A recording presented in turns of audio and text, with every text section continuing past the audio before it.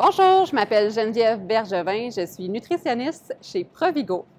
Est-ce que ça vous arrive des fois dans la journée d'avoir des fringales, des envies de grignoter à 4 heures, à 5 heures, après le souper, et ce, à tous les jours? Eh bien, aujourd'hui, je vous donne 6 stratégies pour réussir à combattre ces envies de grignotage-là qui sont parfois très envahissantes.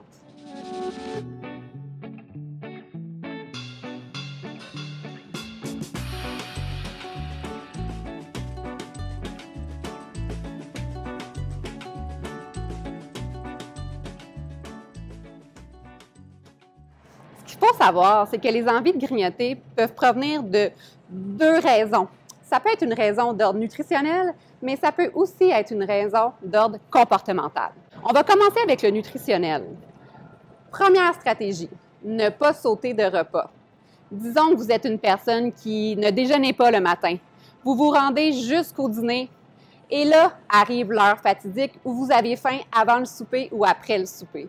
En fait, ce qu'on veut, c'est qu'on veut venir rétablir l'horaire des repas, ce qu'on appelle en nutrition l'horaire brandial.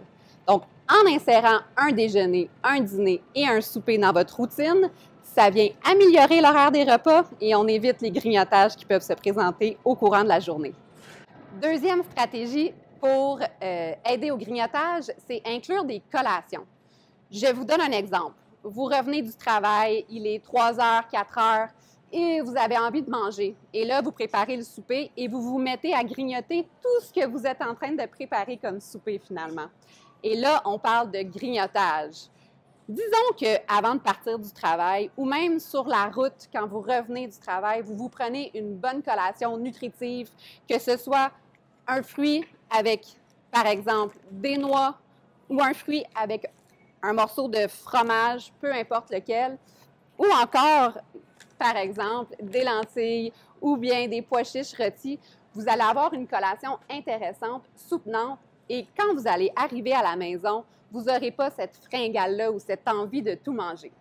D'ailleurs, je vous invite à aller voir la vidéo de ma collègue Alison qui parle des bonnes collations qui sont soutenantes sur la chaîne YouTube. Poursuivons avec la troisième stratégie. Un élément qui est important, c'est d'inclure des protéines à chacune de vos prises alimentaires.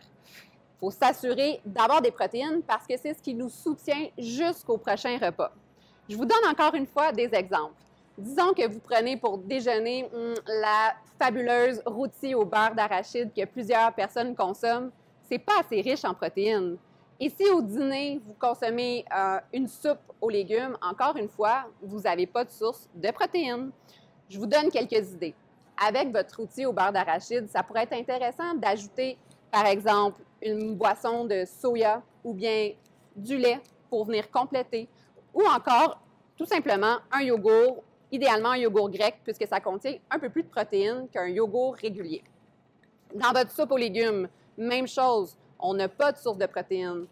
Peut-être des edamame que vous pouvez venir réchauffer et ajouter à votre soupe, ou tout simplement des lanières de poulet que vous faites à la maison ou un dépanneur qui peut déjà être pris en épicerie, qui sont déjà cuits.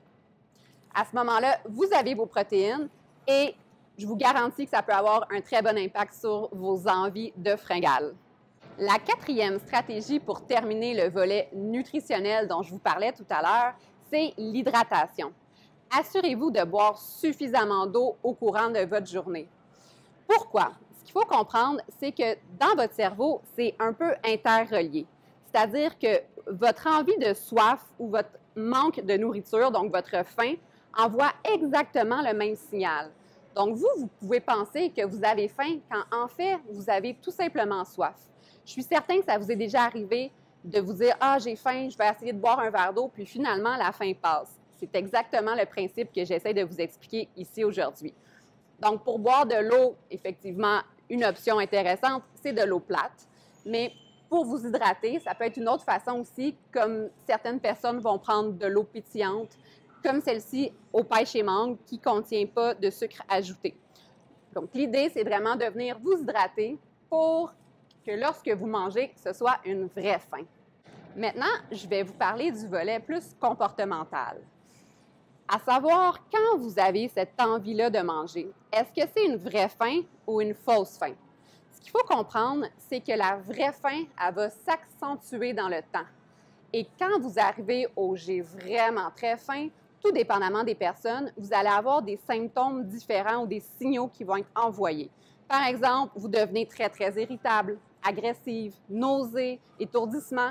Donc, peu importe la situation, vous allez arriver à un moment où ce sera tout simplement incontrôlable. Là, vous savez que c'est une vraie faim. Une fausse faim peut être occasionnée, par exemple, par des émotions.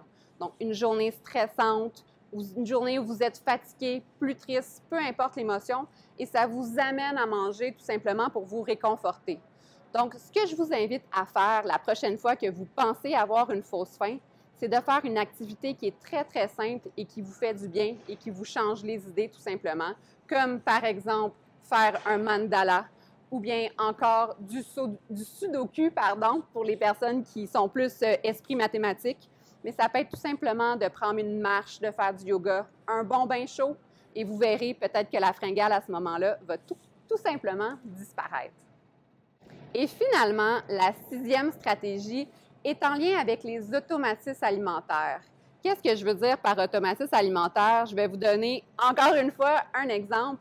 Disons que vous finissez votre journée, la routine du soir est faite, vous avez fini de souper et vous allez vous asseoir devant la télé.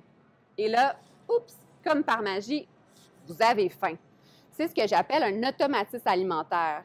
C'est-à-dire que dès que vous vous asseyez devant la télé, vous mangez. Est-ce que vous avez réellement faim? Peut-être pas.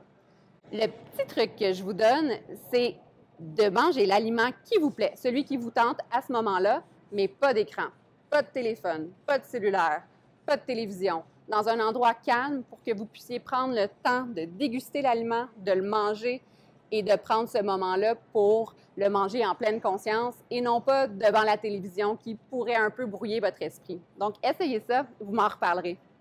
Donc voilà, c'était mes 6 stratégies, trucs pour vous aider à gérer tout ce qui est grignotage.